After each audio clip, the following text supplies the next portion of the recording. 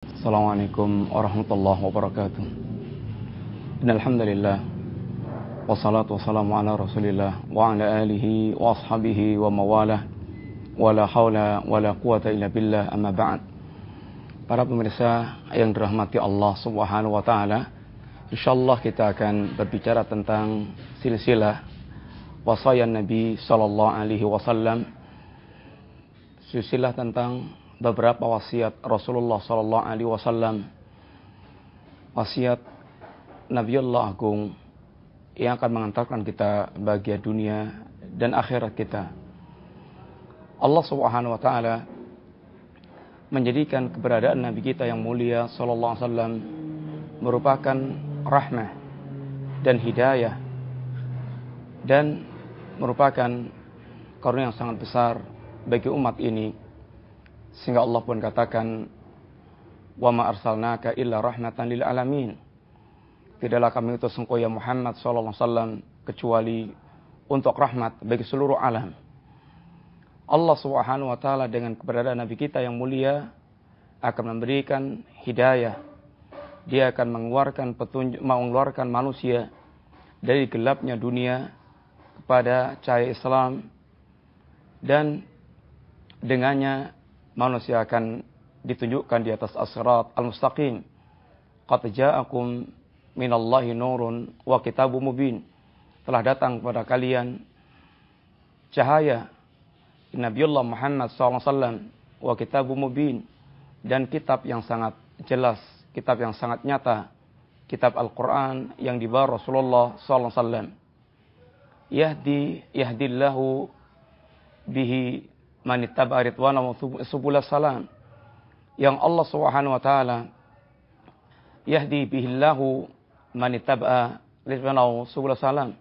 Allah akan memberikan petunjuk kepada orang mengikuti petunjuk tersebut ke jalan-jalan keselamatan. Wa yukhrijuhum minadh-dhulumati ilan nur, dan Allah dengan keberadaan Nabi sallallahu alaihi wasallam akan mengeluarkan manusia dari kegelapan-kegelapan, zulumat dalam bentuk jamak. Ini zulumat yang banyak, kegelapan yang banyak, dari kegelapan syirik, kegelapan kufur, kegelapan bid'ah, kegelapan maksiat, kegelapan, akan dikeluarkan dari semua kegelapan tersebut ilan nur, kepada cahaya.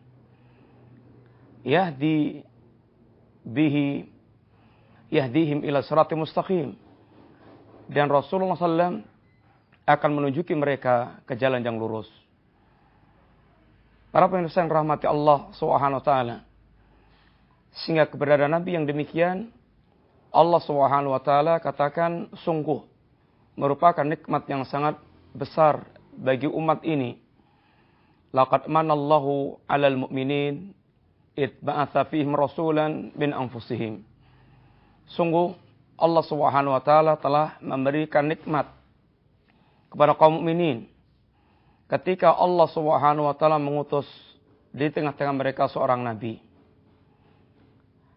Tentu keberadaan Rasulullah sebagai nikmat Allah bukan semata-mata karena jasad beliau, akan tapi karena tugas yang dibawa oleh Rasulullah sallallahu alaihi wasallam, yasru alaihim ayatihi wa yuzakkihim wa yuallimuhumul kitaba wal hikmah wa in kanu min qablu lafi dhalalim mubin. Yang keberadaan beliau di tengah-tengah umat ini dalam rangka untuk membacakan ayat-ayat Allah Subhanahu wa taala, dalam rangka untuk melakukan tazkiyah, tarbiyah, sehingga jiwa mereka tersucikan dari segala penyakit jiwa menuju jiwa yang bersih, dengan cara wa yu'allimuhumul kitaba wal hikmah, dengan cara mengajarkan Alkitab dan Al-Hikmah, yaitu As-Sunnah. Wa in kanu min qablu lafi dhalalim mubin, dan sungguh keberadaan umat ini sebelum mengenal Rasulullah sallallahu alaihi wasallam, sebelum mereka terbacakan ayat Allah, sebelum mereka mengenal Al-Quran dan As-Sunnah, sehingga mengenal hakikat kebenaran dan mengenal hakikat cahaya kehidupan, maka sungguh mereka berada di dalam sebuah kesesatan yang sangat nyata. Kaum muslimin yang rahmati Allah, sebagaimana setiap nikmat menuntut kita untuk bersyukur. Sesungguhnya Allah Subhanahu wa taala setiap memberikan nikmat menuntut kita untuk mensyukuri nikmat tersebut. Dan di antara bentuk syukurnya kita terhadap nikmat kenabian dan kerasulan Rasulullah SAW di tengah-tengah umat ini, dengan cara kita memenuhi beberapa kewajiban kita terhadap Rasulullah SAW. Allah Subhanahu wa taala, demikian pula Rasul kita yang mulia SAW telah menerangkan dengan sangat jelas beberapa kewajiban umat terhadap nabinya, sehingga mereka bisa mewujudkan bagaimana mensyukuri nikmat Allah dalam bentuk risalah yang disampaikan Rasulullah SAW. Adapun di antara kewajiban kita yang pertama, yaitu wajibnya umat ini mencintai Nabi di atas segala-galanya dari kalangan para makhluk. Para pemirsa yang dirahmati Allah,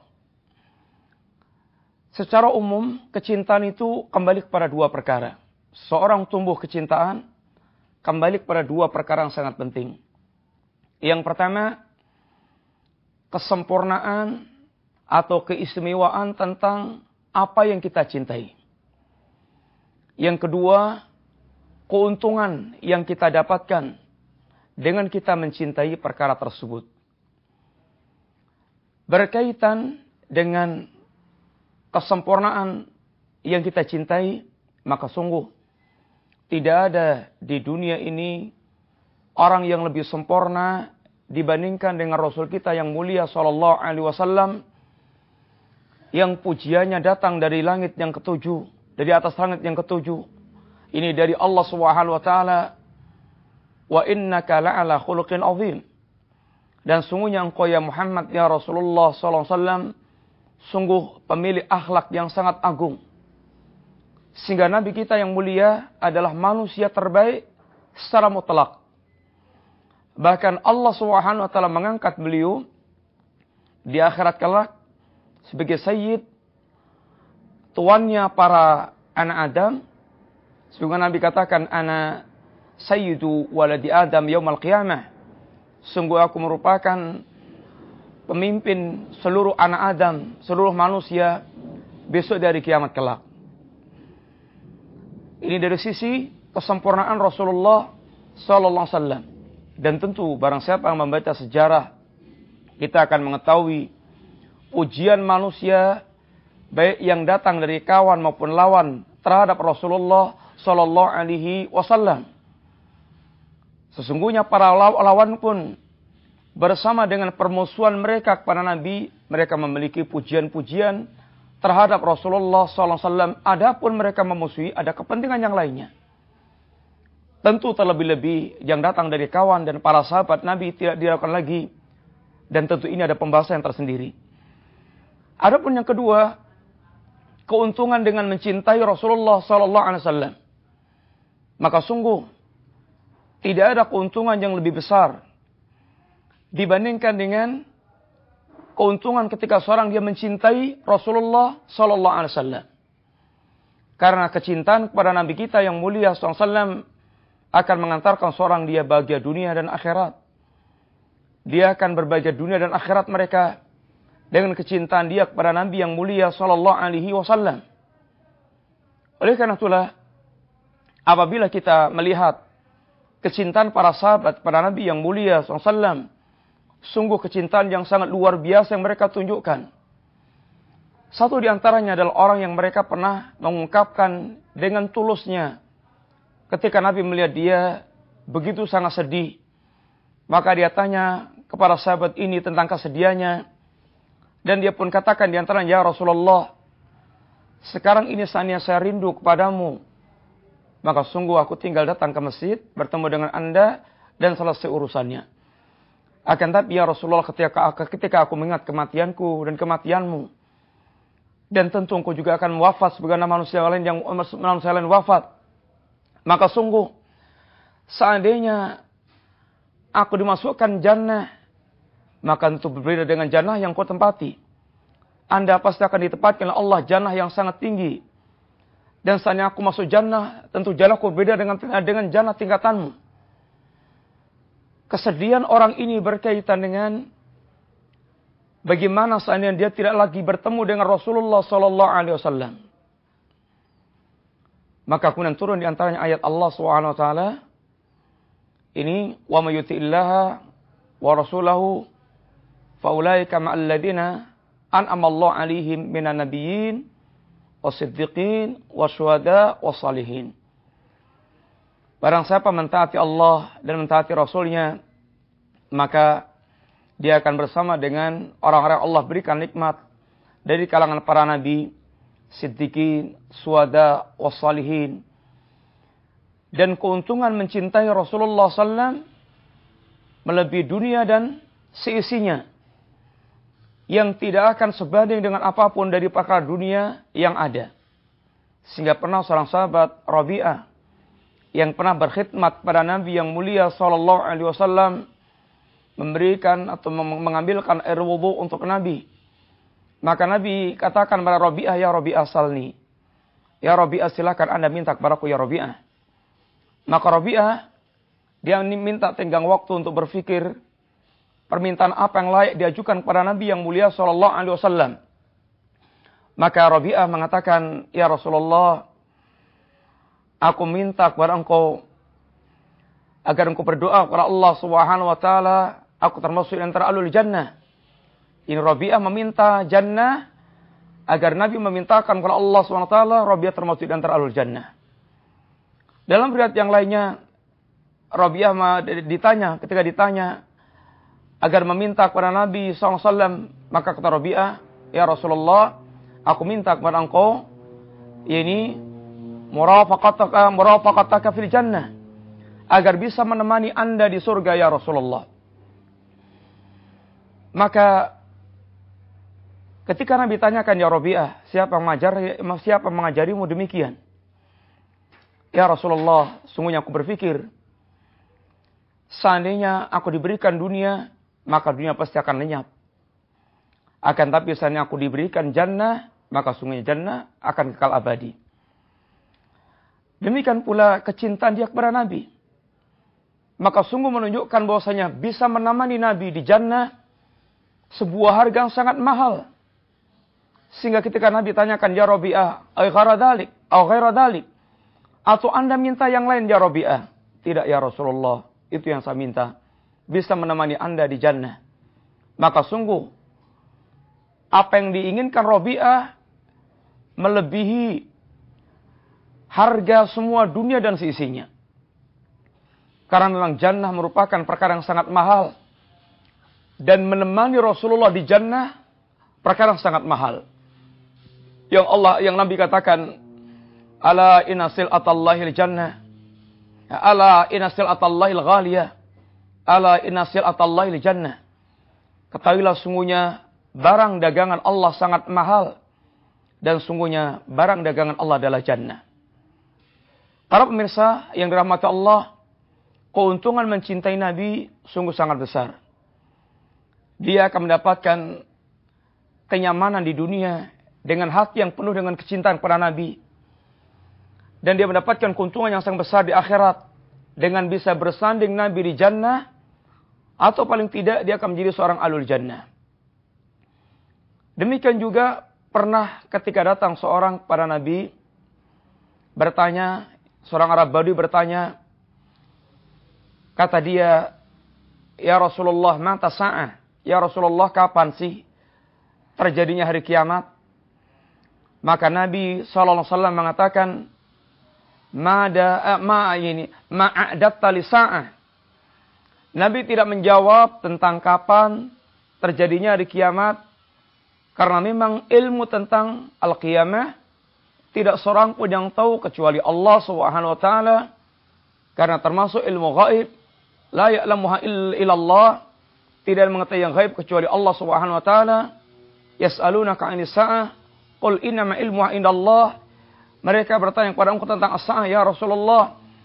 Maka sungguhnya ilmu tentang as-sa'ah di sisi Allah Subhanahu wa taala. Maka Nabi tidak menjawab pertanyaan pertanyaan seorang Arab Badui ini tentang kapan terjadinya hari kiamat, karena Nabi tidak mengetahuinya. Akan tapi Nabi menjawab dengan pertanyaan kepada orang Badui yang akan memberikan manfaat. Apa itu? Ma'adatta lisa'ah. Apa yang telah Anda persiapkan untuk menghadapi as-sa'ah ya fulan? Maka orang ini mengatakan, ya Rasulullah, sungguh aku tidak mempersiapkan persiapan yang banyak. Kecuali hubbullah wa rasuli. Kecuali kecintaan kepada Allah dan kecintaan kepada Rasulnya. Maka Rasulullah SAW mengatakan, anta ma'a man ahbabta. Anda akan bersama dengan orang yang Anda cintai. Para pemirsa yang dirahmati Allah SWT, perhatikanlah ucapan Anas bin Malik yang meriwayatkan hadis ini, bagaimana menunjukkan betapa sangat besarnya nilai bersama dengan Rasulullah SAW di jannah. Apa kata Anas bin Malik? Ma farahtu, sebab tidak ada kegembiraan. Ma farihtu ba'dal islami farhan asyaddu min qauli nabi anta ma'a man ahbabta. Kata Anas bin Malik, tidak ada kegembiraan yang aku rasakan semenjak aku masuk Islam melebihi perkataan Rasulullah SAW, anta ma'a man ahbabta. Anda akan bersama dengan orang Anda cintai. Maka kata Anas bin Malik, ana uhibbullah wa rasulah wa Abu Bakr wa Umar wa arju an akuna ma'hum walau lam a'mal bi'amalihim. Apa kata Anas bin Malik? Maka sungguh aku mencintai Allah. Aku mencintai Rasulullah. Aku mencintai Abu Bakar dan Umar. Dan aku berharap seandainya aku bisa bersama dengan mereka, walau lam a'mal bi'amalihim, walaupun aku tidak bisa beramal sebesar dan sekualitas amal yang telah mereka lakukan. Para pemirsa, inilah diantara keagungan seorang mereka mencintai Rasulullah SAW. Dan Allah dan Rasulnya SAW memang telah pula mengajarkan kepada kita wajibnya setiap kita mencintai Nabi di atas segala-galanya. Allah Subhanahu wa taala mengatakan, "An-nabiyyu aula bil mu'minina min anfusihim." Bahwasanya Rasulullah sallallahu alaihi wasallam aula bil mu'minin min anfusihim. Nabi lebih layak untuk diutamakan dibandingkan dengan kaum mukminin terhadap diri mereka sendiri. Maka Rasulullah SAW wajib dikedepankan, diutamakan di atas segala-galanya, bahkan termasuk terhadap diri mereka sendiri. Sehingga pernah datang sahabat Umar ibn Khattab radhiyallahu anhu, beliau mengatakan, ya Rasulullah, la anta ahabbu ilayya min kulli syai' illa nafsi. Ya Rasulullah, sungguh Anda lebih aku cintai di atas segala sesuatu kecuali diriku ya Rasulullah. Kata Nabi, la ya Umar, tidak ya Umar, hatta akuna ahabba ilaik min nafsik, hingga aku lebih Anda cintai dibandingkan dengan diri Anda sendiri. Al-an ya Rasulullah, lan tahabbu ilayya min nafsi. Sekarang ya Rasulullah, Anda lebih aku cintai bahkan dibandingkan dengan diriku sendiri. Al-an ya Umar, sekarang ya Umar, iman Anda telah sampai pada tingkat kesempurnaan iman. Para pemirsa yang rahmati Allah, maka Rasul SAW bagaimana wajib kita cintai di atas segala-galanya. Dan kecintaan kita kepada Nabi yang mulia sallallahu alaihi wasallam benar-benar akan membuahkan rasa manisnya iman. Sesungguhnya iman ada rasa manisnya. Dan halawatul iman, rasa manisnya iman, maknanya adalah ladzatut ta'at. Bagaimana seorang merasakan kelezatan dalam mentaati Allah Subhanahu wa taala.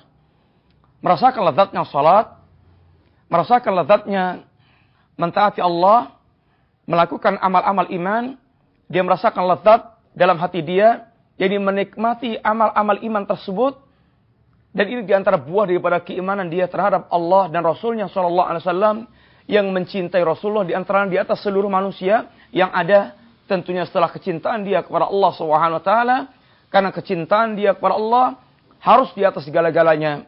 Dan kecintaan dia kepada Rasulullah adalah mengikuti kecintaan dia kepada Allah Subhanahu Wa Taala.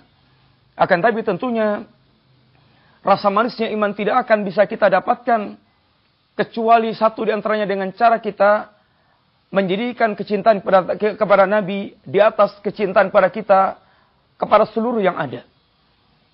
Nabi Sallallahu Alaihi Wasallam bersabda di antaranya, "Salasun man kunna fihi wajada bihinna halawatul iman." Ada 3 perkara yang apabila 3 perkara itu ada dalam diri seorang, sungguh dia akan merasakan rasa manisnya iman, rasa lezatnya keimanan. Para pemirsa yang dirahmati Allah, sedikit tentu kita perlu merenung. Boleh jadi di antara kita ada yang telah memiliki iman puluhan tahun, 10 tahun, 20 tahun, 30 tahun, 40 tahun. Akan tapi coba kita lihat dalam rentang waktu yang sekian lama, berapa sering atau berapa banyak rasa lezatnya iman sering kita dapatkan. Rasulullah Sallallahu Alaihi Wasallam orang yang paling sempurna imannya kepada Allah Subhanahu Wa Taala, dan tentu paling sempurna merasakan rasa manisnya iman, sehingga seluruh amal ketaatan kepada Allah merupakan kenikmatan bagi Nabi Sallallahu Alaihi Wasallam. Satu contoh, Nabi mengatakan tentang salat, wajulat qurratu aini fi salah, dan dijadikan kesejukan salat dalam hatiku. Rasulullah SAW mampu merasakan lezatnya salat, sehingga bagaimana Nabi pernah salat dalam 1 rakaat dengan membaca ayat yang sangat panjang. Karena beliau membaca Al-Baqarah, disambung dengan An-Nisa, disambung dengan Ali Imran. Dan itu dalam 1 rakaat. Sehingga betapa sangat panjangnya. Dan bahkan Aisyah menggambarkan salat Nabi, salat qiyamul lail Nabi, sampai beliau mengalami bengkak-bengkak kakinya. Tentu saking panjangnya salat yang beliau lakukan. Akan tapi Rasulullah Sallallahu Alaihi Wasallam menikmati amal tersebut. Demikian pula para sahabat Nabi radhiyallahu anhum jami'an. Bagaimana mereka menikmati amal-amal iman, menikmati amal sedekah, menikmati amal jihad, menikmati amal-amal ketaatan, sehingga mereka merasakan lezatnya Islam dan iman mereka yang tidak mampu dipisahkan dengan apapun upaya mereka untuk memisahkan iman para sahabat Nabi radhiyallahu anhum jami'an. Bagaimana orang Quraisy berusaha untuk memisahkan imannya Bilal dengan siksaan. Bagaimana orang Quraisy berusaha untuk memisahkan imannya Amr bin Yasir sekeluarga dengan siksaan yang mereka timpakan. Bagaimana orang Quraisy berusaha untuk memisahkan imannya Khabbab ibn al-Ard dengan siksaan yang mereka lakukan. Akan tapi semua upaya mereka memisahkan iman mereka yang telah menancap morai dalam hati mereka kandas. Mereka tidak mampu memisahkan iman mereka.